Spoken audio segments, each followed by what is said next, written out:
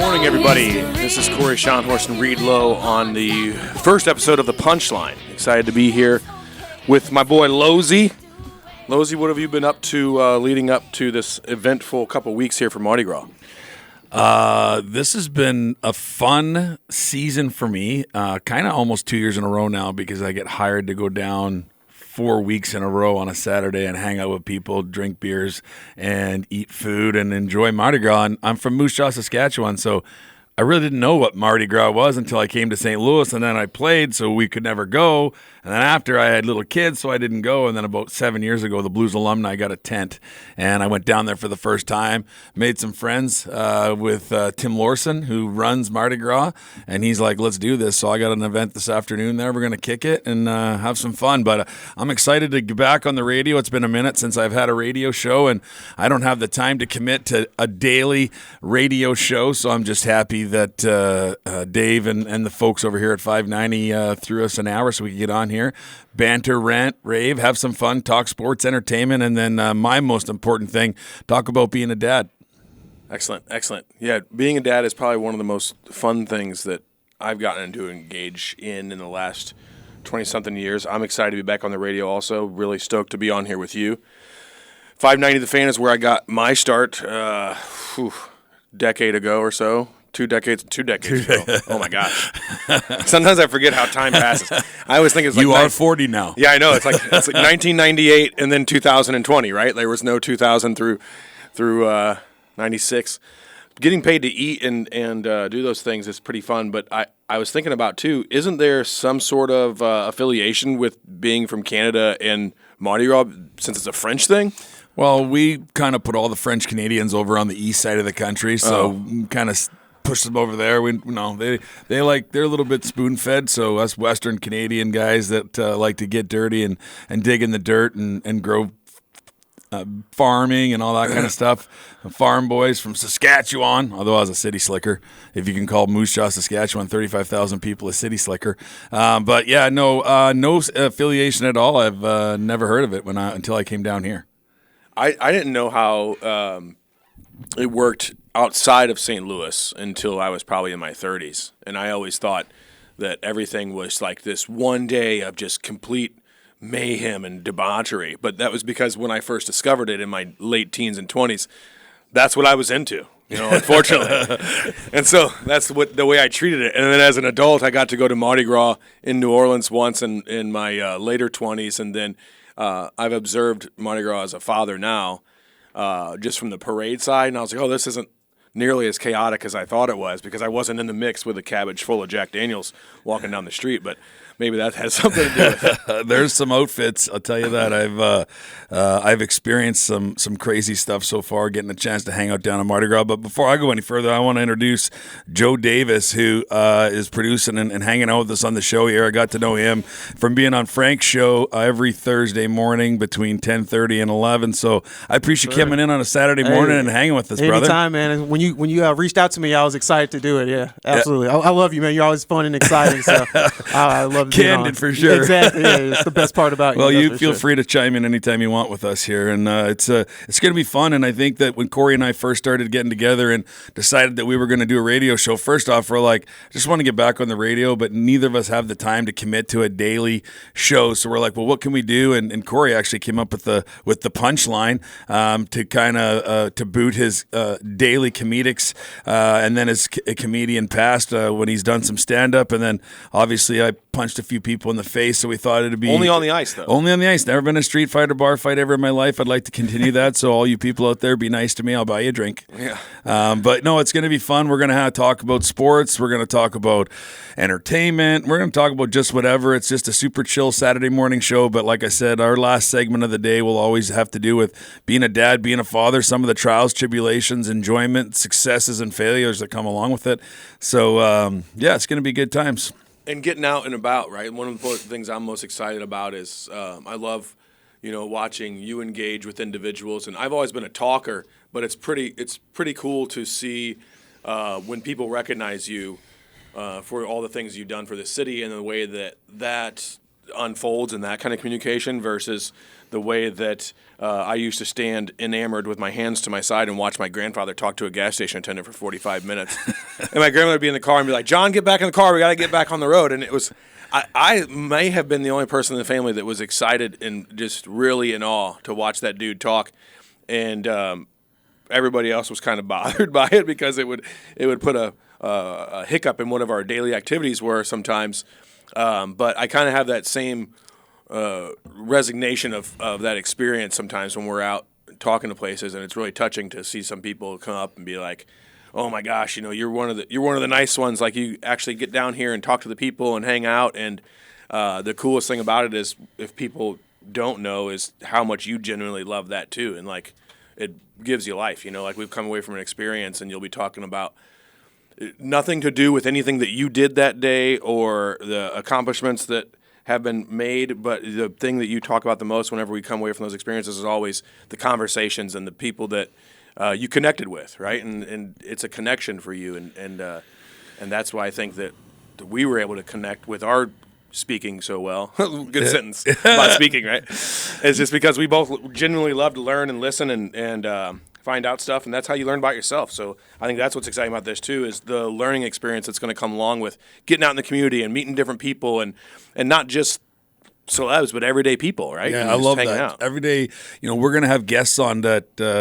One of the things about it is I don't really consider myself a celebrity. Obviously, there's some people in St. Louis that know that I played hockey, but I'm just a small town kid that was able and lucky enough to, live a dream.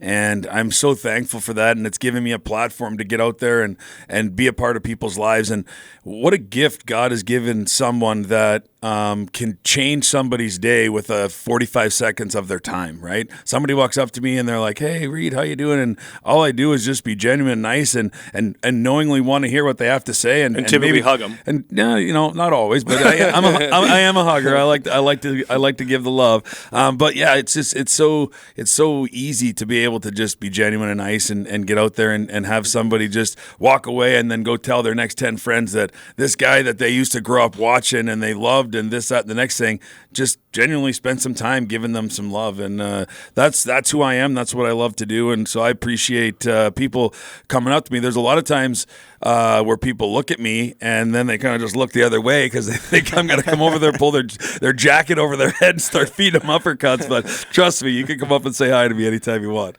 Just a small time read.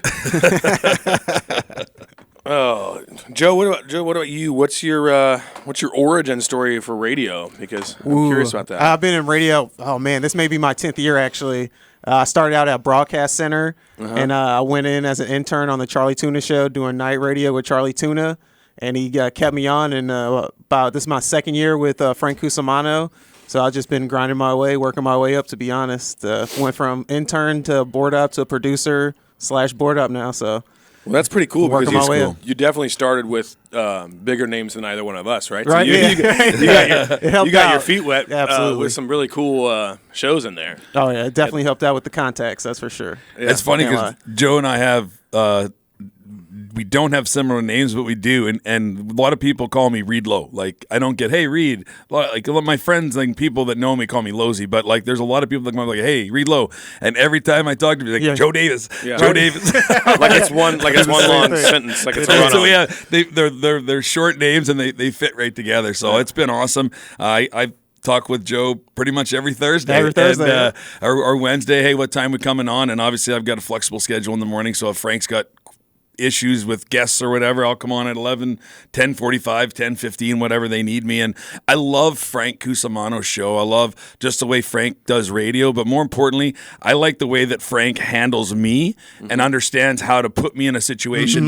to give the best that I can. I'm not a guy that wants to dissect all of the stats and that kind of stuff. I'm a guy that wants to give an understanding of what it was like to be there, what it was like to be in that dressing room, on that bench, what guys have to do in order to be successful and to be a professional athlete. And the biggest thing and the number one reason of why I know how to be a professional athlete today is because I screwed it all up, right? I could have had a longer career. I tell people all the time, like, I probably only gave 85% of what I really could have given. Like that 110%. Like I look at a guy like Al McInnes.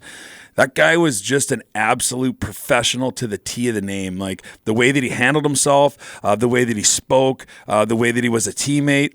After the game, going out, the way he handled his body, what he put in his body, how he lived. This guy's 37 years old my rookie season, and he was the most in shape guy in training camp. Had the best VO2, push-ups, everything except for Twister. Had more bench presses, but I don't think Al was too worried about benching 185 49 times like Twister did. So, but just watching a guy like that, and it did drive me even more, and Al set me up with a personal trainer in the summertime and stuff like that. He was always just trying to take care of everybody. And still to this day, when I see Al, he kind of gets a little grin on his face. Hey, Losey boy. He calls me that all the time. Losey boy. He has forever. And you can just, one of the coolest things that I was able to do in my hockey career was take care of the guys that nobody else could do. Really, nobody else wanted to do.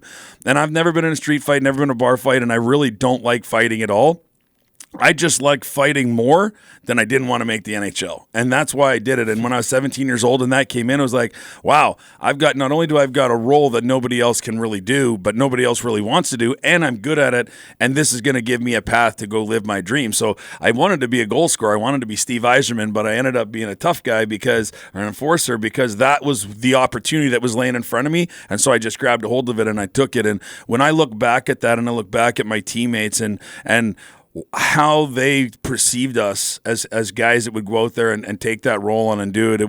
We're pretty fortunate and pretty blessed. And I think from an enforcer standpoint, I just have a little bit more of a appreciation for what was accomplished than somebody that was just the best player always growing up, because they were supposed to do it. They were the ones that go into the college, like getting the full ride scholarships or being the top end players in junior and then maybe in the minors, or some of the guys that go straight to the NHL.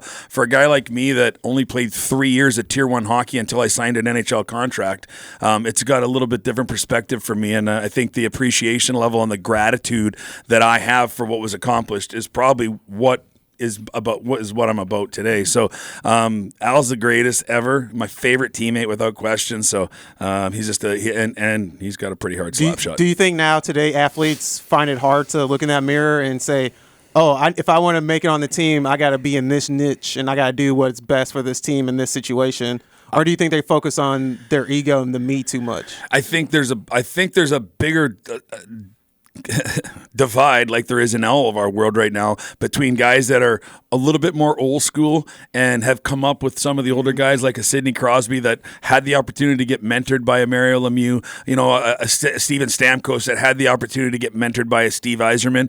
Some of these guys that don't have it or don't take it on. We're very critical of Jordan Kyrou all the time because the actions speak louder than words for me. And when I look at his actions and when I look at the way that he holds himself and plays the game, that makes me question whether or not he understands that his $8 million contract, I don't know if it's this year or next year that he's going to start collecting that money. That is a very based on him, but that's based on the past. There's many, many, many NHL players that have paved the way for these guys to get the money that they're at today. I remember in the early 2000s, the minimum salary was $250,000. I think it's like $850 now. So if you're the worst player in the game, you're almost making $1 million a season. That's absolutely insane. And one other thing that I think about when I look at St. Louis that makes me a little bit nervous is there was 40 some of us that have retired to the greater St. Louis area, and a lot of that had to do because there was jobs and opportunities after the game. Well, these guys don't really need those jobs and opportunities after the game anymore because they've made the money and they have the money and they can go live wherever they want and they don't have to have a job. But even more so, the National Hockey League and the NHL Players Association have really limited the amount of time that the NHL players get to spend with the fans. And so that's, for me, a little bit disappointing. We did like 10 or 12 appearances when I was playing, and now they're lucky to get 2, and the players are more sheltered, and they've built that division. And that's something that I really wish the NHL would take a look at and understand that these players need to engage with the fans, especially in towns like St. Louis. So hopefully they can get that right. But as of today, I think that these players, it's a little bit on them, but it's also a little bit on the NHL trying to put them in a glass bubble. You awake? One of the things, too, that I always think about with sports is when you talk about ego, it's so easy to get wrapped up in ego at that age, right? Most of these guys are entering leagues at 18, 19, 20 years old, and basketball background more so than hockey for sure. But I don't remember anybody ever growing up, shooting a shot and yelling Ron Harper after they did it. Right? Yeah. Nobody was like, "Ooh, Ron Harper." I mean, jokingly, I used to I would cross somebody over, and be like, "Ooh, Avery Johnson," and be like, just to mess around because everybody else was still wanting to be Jordan. So you might start that way, and I think settling into your own and becoming that role player is part of something that having a mentor is necessary for, right? A lot of us, if you didn't have that father figure, if you didn't have that person you looked up to that was guiding you along the ways, it's easy to fall into that. I mean, if you gave me $250,000 at 19 years old, I'm not going to go out and make investment decisions that would be the same as what I would make now at 40. I didn't when I got that. Yeah. It went real quick.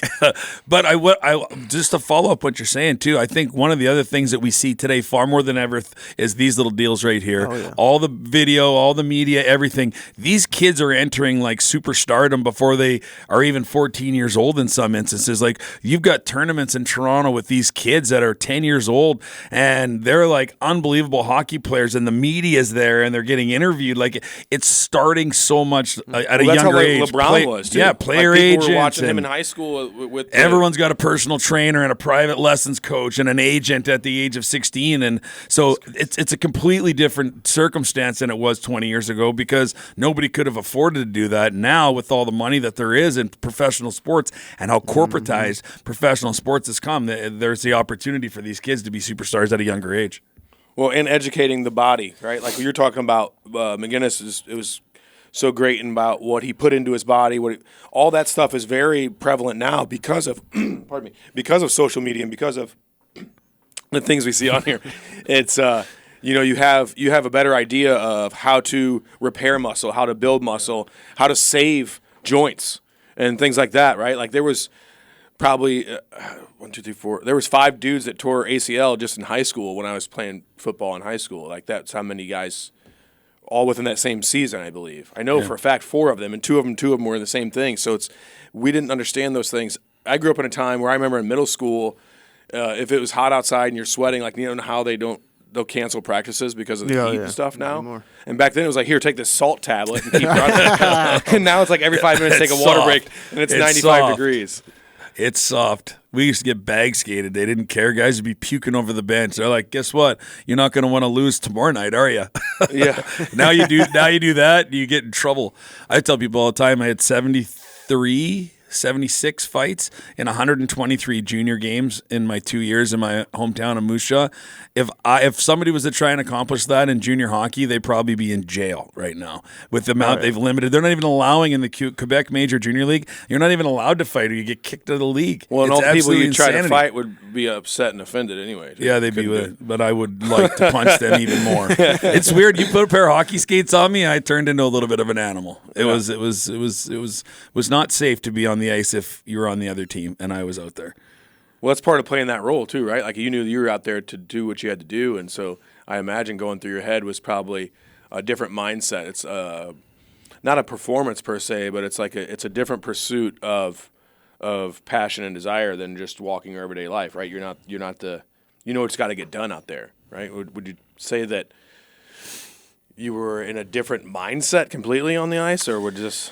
Yeah, it was whenever I would get to a point where it was time to go play hockey, especially, and it was different. When I was a young kid growing up, I was always on the Tier 2 team, so I was always one of the better players. I wasn't like the 17th best hockey player in Moose Jaw, you know what I mean? Like I was good enough to be the best player on the second team, but if I was on the top team, I would have been the bottom of the rung. So my dad always told me as a kid, you're actually getting more leadership. You're going to be a better hockey player. Don't look at being cut from these teams all the time as something that's a negative. Find the positive out of it, and you're going to get the ice time, the leadership, the power play, all these different things.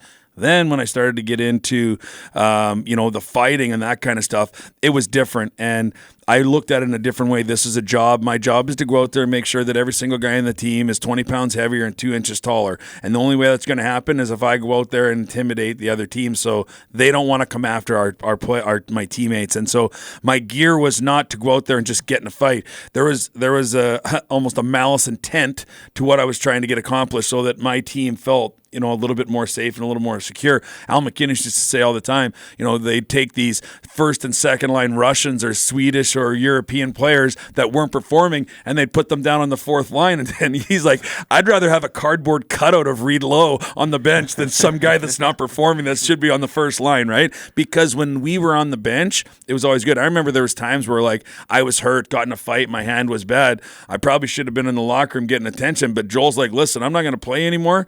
I just want you sitting there, because as long as they see you sitting there, they're going to have just one little click a second in their head like, I might ease up on this, finish a check, or I might not give this guy a bigger whack that they might have had I not been in the lineup. So that was something that was fortunate for me, but it definitely came to earned. I've got, my hands are friggin' mashed potatoes right now. So the guard dog role. Joe, what about Oh yeah, so I'm a basketball guy, and I remember on the 30 for 30 about Michael Jordan, The Last Dance, they talked about Dennis Rodman a little bit, and he talked about how he would just watch his teammates and how they shot the ball, so he would know how the ball would bounce off the rim. So when you were fighting and you were that enforcer, were you just as tactful? Were you watching the game, seeing, oh, this guy's taking advantage of my teammate right here, he's bullying him? When I go out there, I'm going after that guy. Were you tactful like that, or was it wondering how his fist is going to bounce off their head? Exactly. You can't just go out there and just be like, I'm about to go fight. There had to be some kind of strategy, right? There had to be a strategy, and it was more learned coming out of junior hockey when I was 17 years old. Again, I've been cut from every team under the sun, and I got listed by the Minot Americans in the Saskatchewan Junior Hockey League. I went to training camp and made the inter-squad game, scored 4 goals, and beat up the 2 toughest guys on the team from the year before. One rookie that was coming in, and then the other guy fought. And I ended up beating him, and the first guy really tuned him up good. And then I got these goals, and I get called in the coach's office after, and he's like, think you could do that again? I'm like, what, score 4 goals in a game? He's like, no, beat the hell out of that guy. I'm like, yeah, does it mean I'm going to make the team? He's like, yes, it does. I'm like, coach, you point him out, I'll take him out. And literally that whole season, he would be like, hey, I'd be watching the game, and I was watching it from a different perspective now, because I wasn't worried about being a power play guy and going and scoring goals. Now my vision was making sure that I was watching the game, checking it out. Then he'd tap me on the shoulder and say, next time number 2's out there, I'm going to get you out there against him, go after him. And I had to be a little bit tactful in it too. I couldn't just walk over there and just absolutely lace my stick across his face. Like I had to go over and kind of rub up in him, give him a little stick, and be like, you want to do something? You want to mess with that guy? You got to mess with me, type of thing. And then a little foreplay first. A little foreplay before we get right into the act. And so the next thing you know, I started fighting, and then I started really beating guys, and then it just started to take off from there. And then my mind shifted to a point where now I was looking at it. And the craziest part is that I had to be a good hockey player too, because the days were very limited where they were going to have quote unquote the goons, you know what I mean? Through the 80s and 90s, they had guys that sat on the bench and all they did was go out and fight each other. And it was even worse in the minor leagues, especially in the East Coast League back in the 70s. Like it was absolute chaos. And when they started to kind of clean the game up like that, I had to be defensively, sound. Like if I was out there getting scored on, Joe Quenneville wasn't going to put me back on the ice. So I had to make sure that I was not only playing good defensive hockey, getting in their end and getting on the forecheck and getting the body going, but I also had to watch out for the players that are on the ice, or just some tough guy that wanted to come challenge me because he wanted to find out how tough he was as well. So I think that, obviously the guys on the team understand how much mental grind that is to go play a game. Not only do you have to worry about being a good hockey player, but you also have to worry about not getting your ass kicked. Like that's a lot that goes into it. So it was definitely something that you had to pay attention to. But old Jim Rock in Minot, he's actually still a scout for the Toronto Maple Leafs, I think, last time I talked to him. He's the one that really gave me my start. And then Al Tour, when I was in junior, my hometown, he was a tough guy in the minor leagues. He kind of taught me the next steps on how to do that at the next level. So if I didn't have those two guys, it probably wouldn't have made it. It's interesting to hear about techniques into even the fighting. It's so like, when you were talking about Dennis Rodman and how he watches the ball to know the way it's going to come off the rim, and how you're talking about technique into fighting. Sometimes, especially as a kid, when you're watching this stuff, you don't think about there being a rhyme or reason to that methodology, right? Like, have you not said that or had not seen it on that? You don't. And I personally would have never thought about watching Dennis Rodman thinking, I bet you he knows angles and geometric, the way this ball is going to move when Kerr shoots it versus when Longley, takes it up, and like it's pretty wild and cool to hear about that, because that also reminds me of I remember watching. You said Save the Last Dance, and it reminded me of the last. Love that show. The Michael Jackson last tour, right? Last Dance, and there's this behind the scenes part where, for all his oddness and weirdness and whatever else, his brain was so finely tuned to music, and he's sitting there listening to the people, and it shows him behind the scenes, and he's like listening to the beat and this, and he can pick out where it's like, that third line treble is just a little off, right? Yeah, and he'd be like, it's a little more hoo-hoo, a little less hee-hee, and I need it to be more hee-hee, and it was pretty wild to watch. And when you think about like the methodology behind the creative play or the creative work of somebody, because that's really what it is. It's a creative gift when you're able to play at that level or perform at that level entertainment wise. But I'll tell you too, like we were talking, and you were talking about how I enjoy engaging with the people. I just remember watching that Last Dance. Like, I kind of feel bad for Jordan because he was never given that opportunity. Like, I'm not a superstar name out there, but there's people that recognize. And, for me, I think when you take a look at Michael Jordan, this guy's over in Europe and he can't even go outside. Like, he just sits in his hotel room and smokes cigars all day because he couldn't even walk down the street without being completely bombarded. So I think that, too, for me is something that I try and make sure that whenever I'm talking to the people and somebody's like, oh, this person that or this person that, although I do think the baseball players could be a little nicer, some of them. But there's also that moment like where Holly comes to an event and we're all hanging out, having drinks, and over there, and he's sitting over on the side of the wall with a line wrapped all the way around, and he's just signing autographs. And when I talked to him after, I'm like, "What's that like?" He's like, "Well, it makes me not want to be there." You know what I mean? So that's the kind of thing that I think is important to remember with some of those superstars. For sure. We're going to take a quick break, and we will be right back. Then we're back. We got NHL All-Star Game. What are we back weekend, to? Right? Back to Punchline? Thank you. You like to slogan it in every time? Good thing you got a face for radio. Yeah, that's my bad. I forgot the intro, outro, punchline all the time. With your boy Losey and Cool Story Corey. You don't like that. I love it though. I don't. I came up with it, and I just once I heard it out of not somebody bad. else's mouth, I just thought It's not so cool anymore. it's not as cool.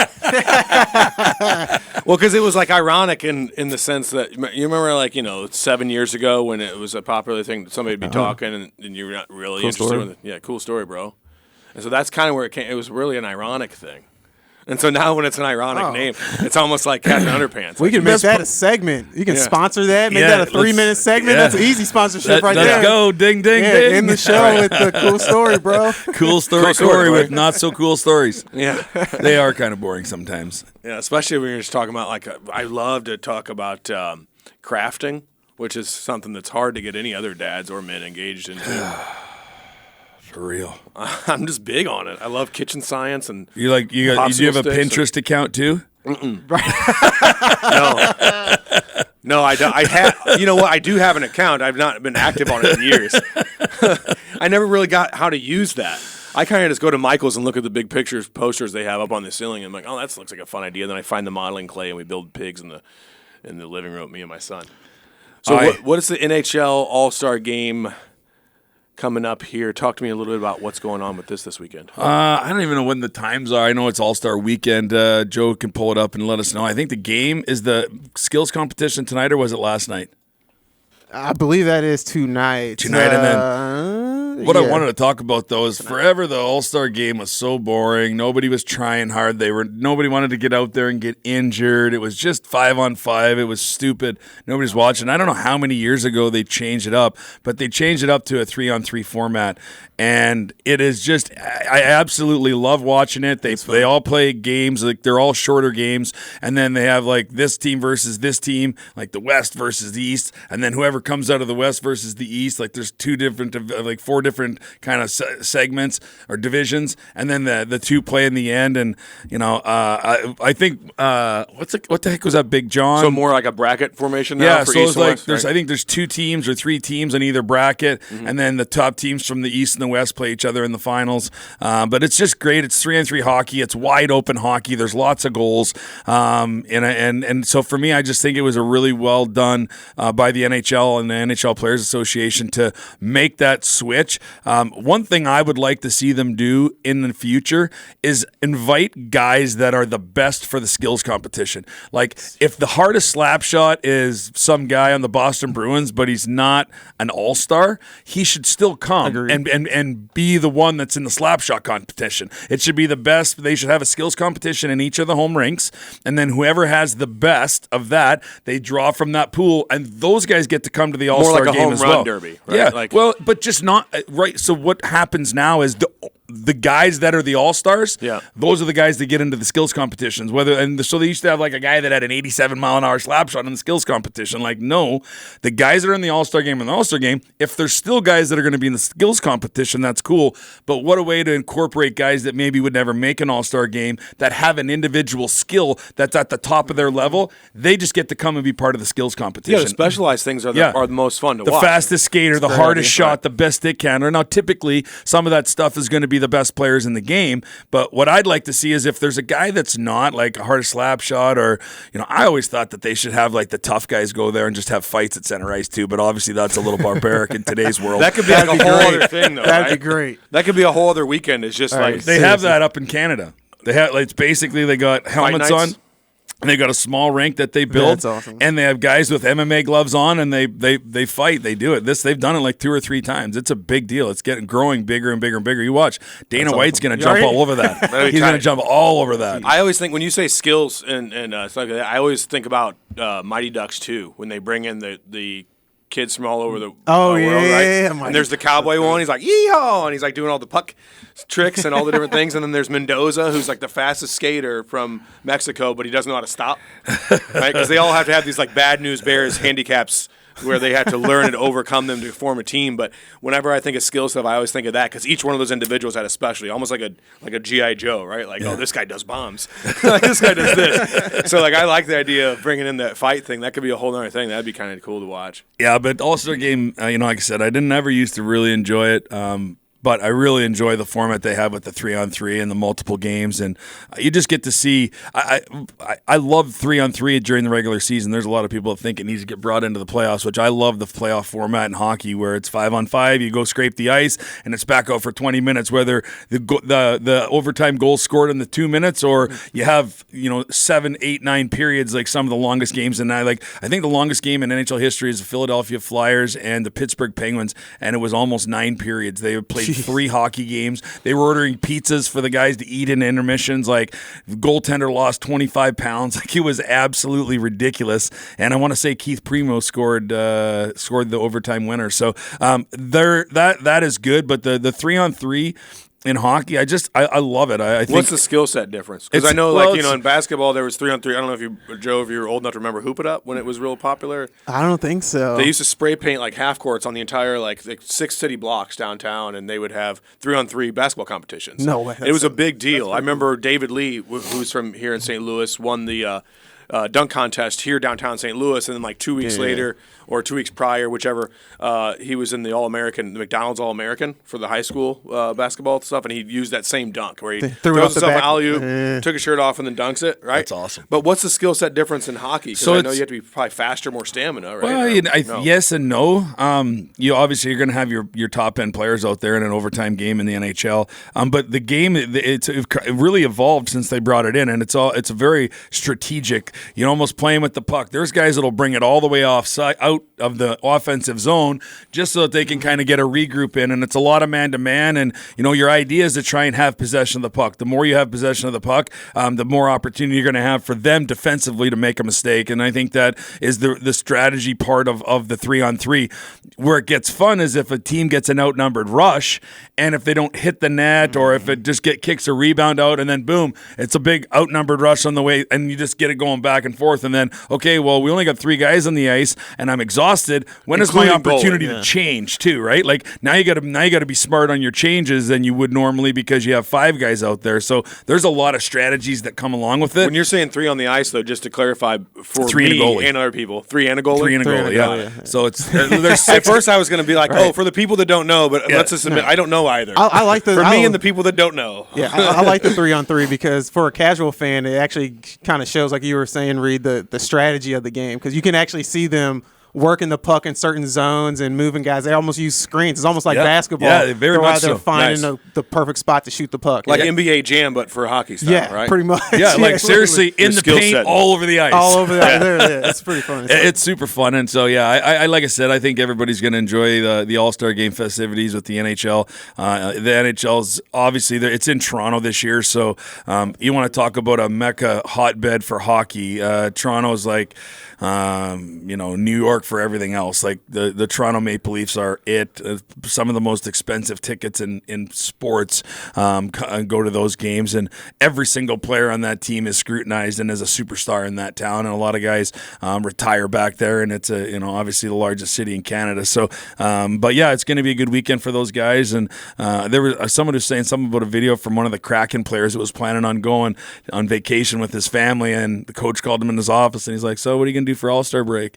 And he's like, "Oh, we're planning on this. I'm planning on this, and da-da-da-da-da." And he's like, "Well, you're going to have to change your plans." He's like, "What are you talking about?" He's like, "You're going to the All-Star game, brother." And he's like, "Are you kidding me?" So those are cool moments too. I always assumed growing up, and for a frame of reference, when I say growing up, that's still current. So that could have been any time between 8 and now for me. But growing up, I always assumed that in Canada they only played hockey until I watched a documentary on John Candy.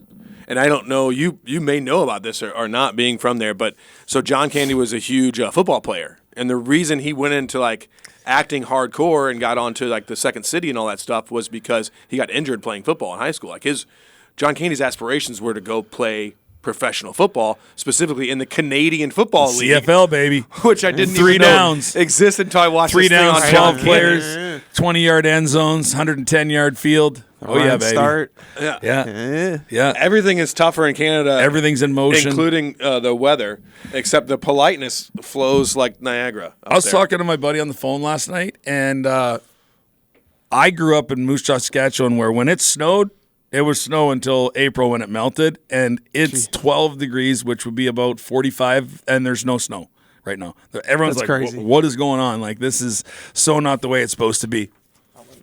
So when it's We got a special guest. you didn't here have a we're letting snow in day, right you had a now. snow quarter, right? Yeah.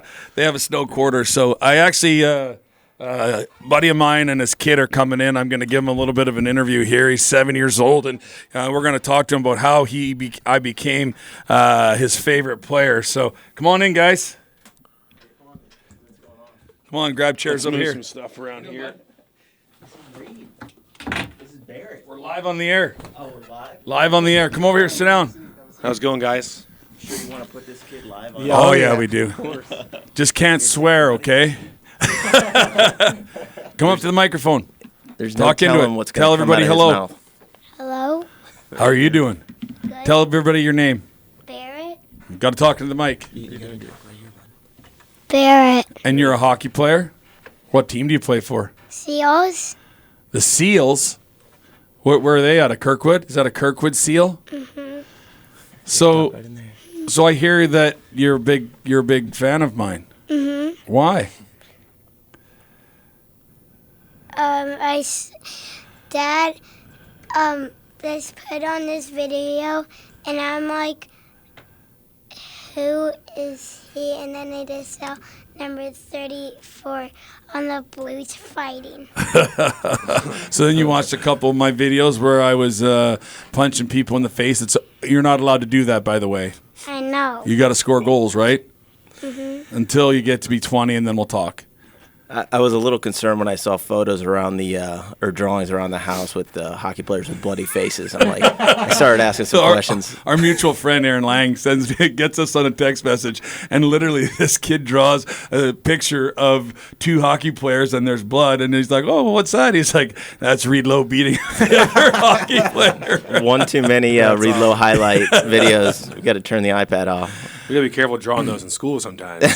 They get worried about that stuff now. This is actually a cool segment, and I was supposed to go skating with these guys this morning, but I kind of double booked myself, and so I couldn't get out there the whole time with them. So sorry, but I will get you out on the ice, I promise. But a cool segment. So one of the things that we're doing in this radio show is we just talk about being dads. Corey and I are both single dads, and I got 4 kids, and he has 2, and We're not single dads together. No, we're not single dads together. We're both single dads. You got to clarify. Good in Lord 2024. Almighty. I 2024, dude. You gotta be like, you gotta lay it out there.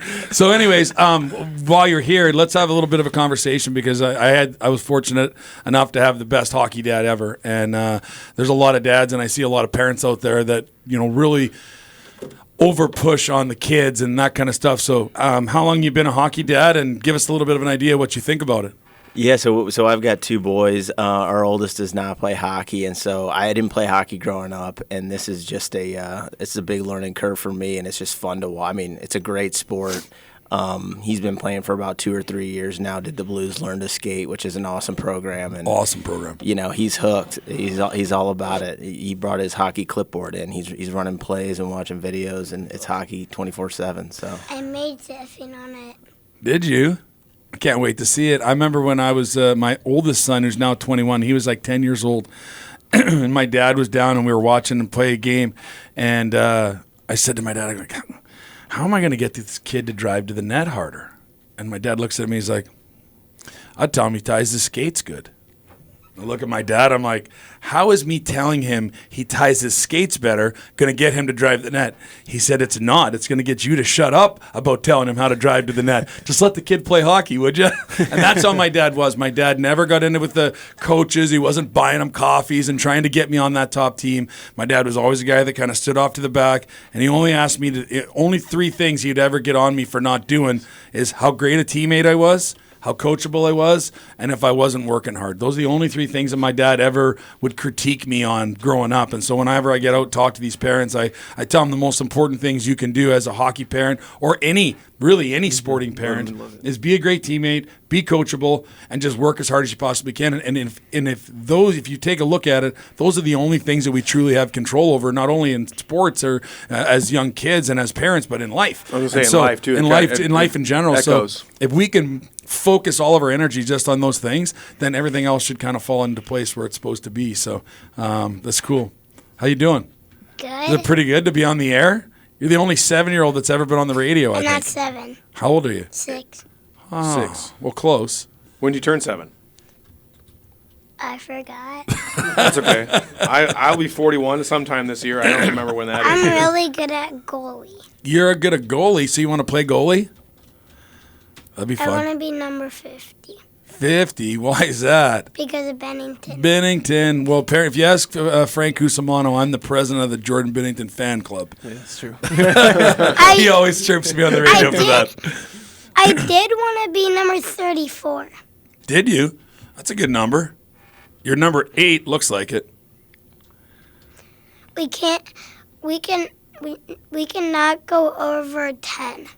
Oh, okay. That's fair. Oh, on your team, your numbers? When you get a little older, you can. And then you can pick 34, unless your dad wants to spend thousands and thousands of dollars on goalie equipment. I already have goalie equipment. You do? I have an old goalie mask. If you ever get in goal, I'm going to rip a slap shot at you. Is that okay? No. No, it's not okay? But I could save it. You probably could, yeah. I would imagine so. There's a lot of goalies that used to save my shots if I was hitting the net. What's your favorite part? What did you decide to play hockey for? Because I wanted to be good at it, and I wanted to be a goalie, so the Blues could go to the Stanley Cup. Nice. You've already got it all kind of laid out. Most guys your age don't know what they're going to do 10 minutes from now. He's got a 5, 10, 15-year plan. Right. 6 years old. Well, Dad, this is what we're doing next week. He's saving now, has an 800 credit score, and he's just a consummate planner. Mature beyond his years. Get him going early. I made something on this board. Did you? Why don't you bring it over here and show me? That's awesome. Look at that. Can you read that for him? Tell him what that is. Sometimes How do you get that out of there? that's tough for him. With the reading part. Boston having 0. That's Boston. We're talking about Losey, not our guest. Yeah, yeah. That's my autograph. Is that cool? Yeah. I made STL having 10 and Boston having 0. So we beat them 10-0. Was I the Conn Smythe Trophy winner? It says low. Attaboy. And then that's your number. It is, and then I signed it for you. Don't dry erase that signature part. I got 3 boys, and so my oldest 2 played through it. They never played. I was never the guy that was going to put my kid into AAA hockey just because they didn't have the talent or the skill to do it, and they were always like, "Hey, come bring your kid. We'll just put him on the team." I'm like, "No, it's not. That's not how it's going to. That's not how. Attaboy. That's not how it works for me." So we played down at Merrimack, and then they played Fox High School, and they both enjoyed it a lot. And I'm trying to get my oldest into number 1 coaching or just getting out on the ice and helping out and giving some time back to that. But more importantly, to go get in the beer leagues, man, because I don't have it in me to play in the beer leagues anymore. And when I got out of hockey, I was just done. I'd played so much hockey. I'm like, I don't really love this. I do the charity games and stuff like that, but I do have a 12-year-old left that's playing at Merrimack, and it's so much fun for me because I get to live both sides of it. I get to live the side of being a kid, playing hockey, growing up, and then playing in the National Hockey League, and then now being able to come back and see it from the other side. And I'll tell you what, there's nothing better than going on road trips, and you got parents sitting on upside-down garbage cans in the hallways, drinking adult sodas and hanging out and being a fun for it. So, I encourage any families out there. There's lots of programs out there. There's lots of learn to plays at every single club. The Blues have a program that they do, the Little Blues. So if you're ever thinking about getting your kid into hockey, it's a great community. It's a huge community in the St. Louis area, and it's definitely worth your while. That's for sure. And if we get more parents signed up and going to it, maybe they'll get another rink going. Right? I know we have a severe ice shortage. But at the end of the day, it's not even due to global warming. No, it's not. The part that irritates me is they think they have to go out and build these $80 million facilities. They don't. Let's go build go find some old warehouses and move the pillars and do what we have to do and spend a couple $1 million and just get some ice so that we have enough ice. And that's the toughest part because, the special needs hockey, they have to get all it donated. And right now they don't have much ice time because there's just no ice for anybody to donate because everything's being purchased right now. So I think they've got a plan in place, hopefully, to get some more rinks built because hockey's definitely growing in the greater St. Louis area for sure. Yeah, absolutely. What about you, young man? Do you have any ideas of what your next move is going to be? I know what your 4-year plan is and 5-year plan, but what are you looking forward to the most about your upcoming season? Just getting out there on the ice with your buddies? Scoring a bunch of goals. Nice. Do you have a celebration that you do? Yeah. Yeah? Is it like a dance or what is it? It's this. All right, let's see it.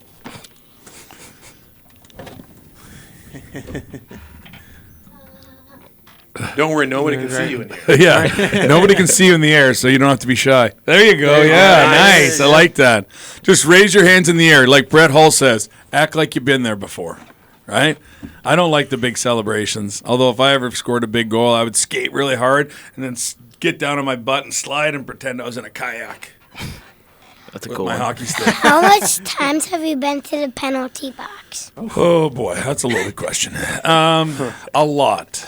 I've spent a lot of time in my life in the penalty box. In fact, I think the number is 1,600, almost 1,700 penalty minutes in pro hockey.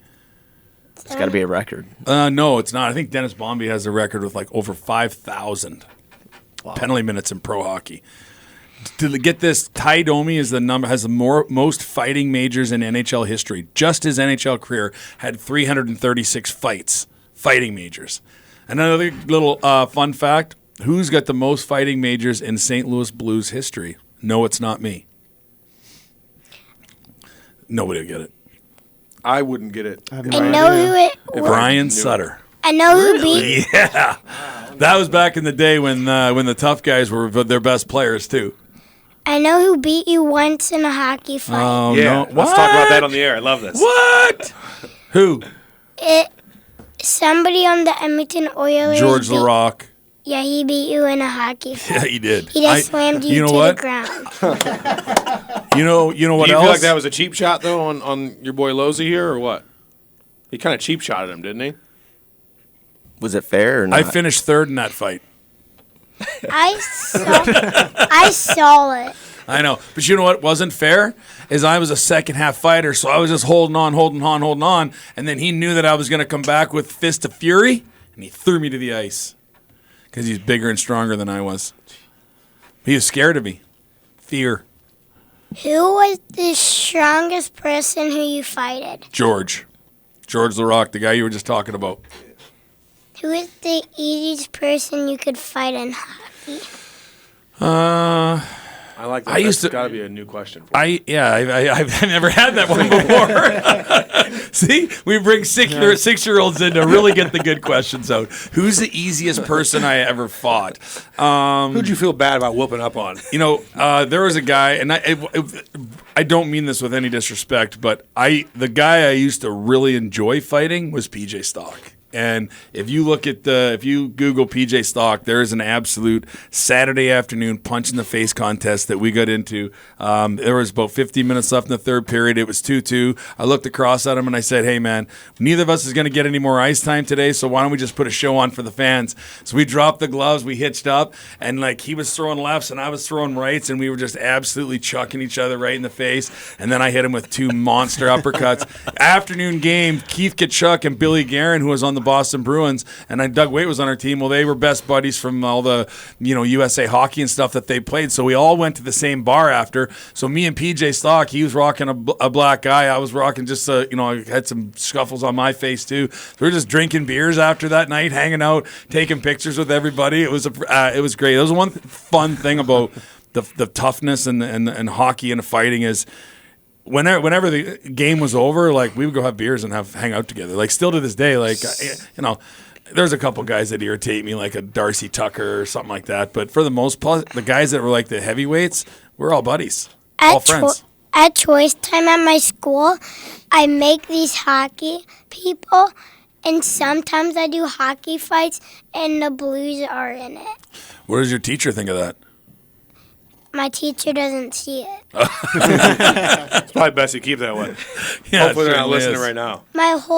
All my friends, not all my friends, but some of my friends make these hockey games, and we make hockey guys, and then we make goals, and then after the game, we sometimes probably do hockey fights. Nice. You guys should maybe do something similar to what Reed does. Like after the game, you guys just get together, have a couple of juice boxes, talk war stories, see what it is. Plus, the thing about him hanging out with having adult sodas after the games, it probably made those times a lot easier. When somebody comes up to you and is like, "Man, what happened to your face?" and they're like, "You should see the other guy." In fact, He's here he is right here. This is the other guy. I fought PJ Stock probably 12 times in my life, and then the guy I probably fought the most, his name was Dale Purrington. If we didn't fight 25 times, we didn't fight once. In fact, in the second round of my last year of junior hockey, we fought 5 times in 6 games, and I fought the other tough guy in the team in the game that I didn't fight him. So I had 6 fights in 6 games that series, and I was a lunatic in junior hockey. It was crazy. I was going to say, Papa Losey, tell me the story about. I wanted to hear while he's in here. Tell me about, because I want him to hear this. You always reference a story where the guy gets into a fight and then he goes and challenges the whole bench. Oh. I can't remember the name. John Winsink. Yeah, so John Winsink, mid-'70s Boston Bruins, Don Cherry. I don't know, you guys probably know who Don Cherry is, but he's a legendary coach and analyst on Hockey Night in Canada, and was always known for toughness. And Boston always had really tough teams. Well, they had a line brawl against the Minnesota North Stars, and John Winsink's beating the crap out of everybody. And next thing you know, he skates all the way across the ice to the Minnesota North Stars bench, and he does this T-stop, and he just goes like this and wave. Nobody jumps over the boards, and he just skates away from him, kind of like waves his hands at him, like none of you guys can handle it anyways. So we're actually doing if you go to my Facebook page, ReedLow34, we're putting an event on February 24th at the Highland Golf Country Club clubhouse right by Steinberg Rink. It's in coordination with Dog Nation's Johnny O 4-on-4 tournament. And Dog Nation basically is a charity that raises money for hockey players that have severe life-altering injuries. So we're going to have a night, me, Twister, Twister, me, Cam, and John Winsink are breaking down fights, so it'll be a fun night. It should be exciting. There's still a couple more tables left for that event, correct? Yep, just go to the webpage and that link's on contact there, your too. contact information's on there, and we'll rock and roll. It's going to be a fun night. I'll set you up. Guys, we want to thank you for coming onto the show, and thank you, young man, for your enthusiasm and your just coming in here and sharing your stories with us. We really enjoyed I it. just need to say 2 more words. Sure, What? go ahead. At my hockey practice That's not today, 2 words. We got to run. Barrett, say thank you. Are we good? We're good. What do you say, bud? Go ahead. Go ahead. You good? Okay. No, good. Go ahead. We Go want to ahead. hear this. At my hockey practice today, I was about to get in a hockey fight, and also, I forgot. Do you want to say hi to anybody before we go, bud? Anybody listening? You always got to say hi to Mom. No? Hurry up. Say hi to your mom. Say hi, Mom. We got Sugar Hi, with Mom. the Shyness. We're going to go for this week. Thank you, everyone, for tuning in and listening to your boy Losey and Corey here, and Joe. Thank you so much for chiming Anytime. in, and Yes, thank sir. you, too, for coming in as guests. And I had a blast the first time around and can't Yeah. wait to do it again next week. Yeah, and hit up the Facebook page and let us know what you want to hear about. I remember what I was going to say again. Have a good one. You tell them.